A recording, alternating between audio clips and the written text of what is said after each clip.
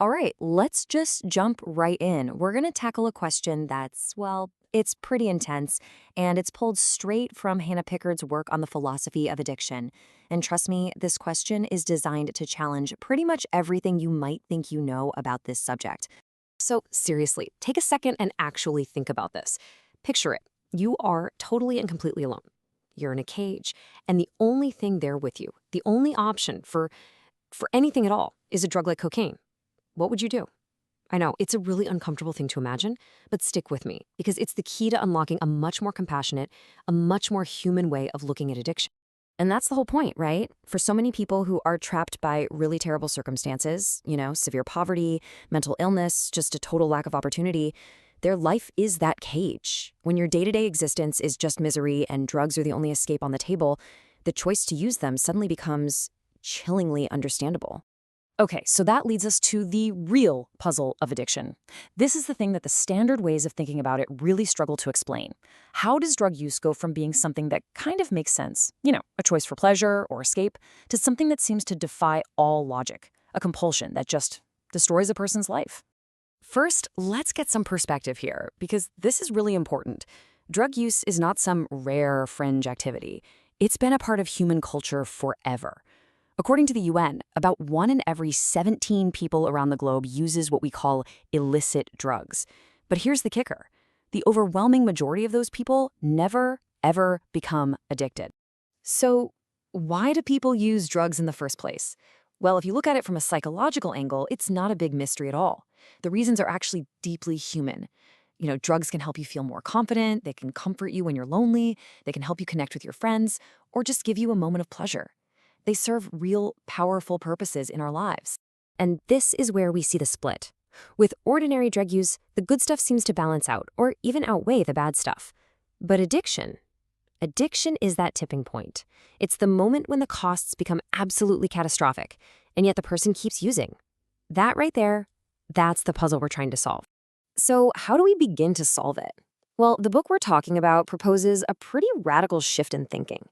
It's a principle called psychology first, and it's all about focusing on the whole person, their life, their feelings, not just the drug or the brain science. So here's the definition of addiction from that perspective. Now, I want you to notice what it doesn't say. There's no mention of a hijacked brain or some irresistible craving. Nope, it just focuses on the result. A pattern of behavior that goes against what's good for that person, according to their own values, because the costs have become so incredibly high. So what does it actually mean to put psychology first? It means we have to look at the whole person. We have to ask, what do they hope for? What are they afraid of? What is their life actually like? Who do they see themselves as? And, maybe most importantly, what do they think a good life even looks like? The answer to why someone keeps using is buried in there, in the details of their life. And when you start looking through this lens, you start to uncover these deep, often hidden reasons why someone might stay in that self-destructive pattern. And these reasons, they're not about brain chemistry.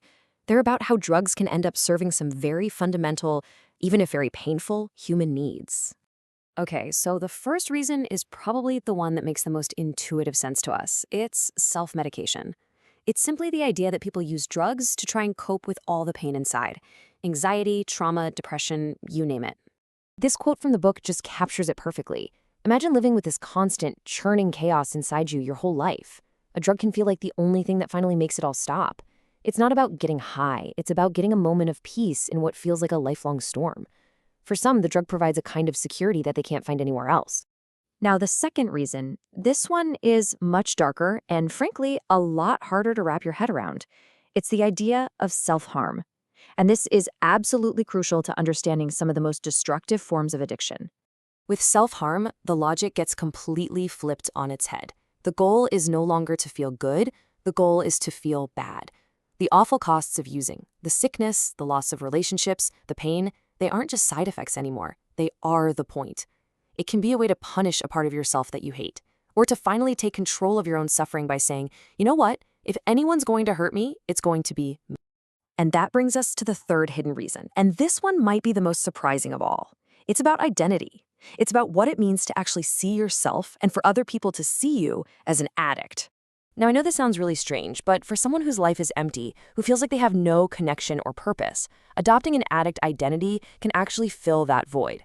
Suddenly, you have a community, you have a role to play, your whole day has a structure, getting and using drugs. You can even find a weird kind of self-worth in it, like being the most experienced user, the person people go to for help. When the only other option feels like nothingness, this identity can feel like everything. So, if we take these deep psychological reasons seriously, what does that mean for how we should treat people struggling with addiction? Well, it points us toward a really powerful new approach, holding people responsible for their actions, but without blaming them. And this is such a critical distinction. See, holding someone responsible is about believing in their power to change. It's forward-looking, it's a tool to help. Blame, on the other hand, is all about our feelings, our anger, our frustration. It's a backwards-looking reaction that honestly usually just makes things worse. You can think of it like this. The person is under a kind of duress. They're trapped in this impossible double bind. On one side, if they stop using, they have to face all that unbearable psychological pain that the drugs were helping them escape. But on the other side, if they keep using, they cause terrible pain to the people they love. Understanding that doesn't excuse anything, but it allows for compassion. It reframes the whole problem from a moral failing to a tragic choice between two kinds of suffering. And here's the bottom line. Agency, the power to choose, it goes both ways. The person with an addiction has choices, yes, but so do we. We have a choice in how we respond. We can choose blame and judgment, which almost never works, or we can choose a response that's grounded in compassion, one that says, I believe you can change, and I want to help you find a way out of this cage. So we end up right back where we started, but hopefully with a totally new way of seeing things.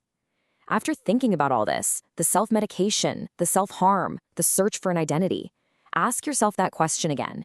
If you were in that cage, what would drugs mean to you? Would they just be a poison?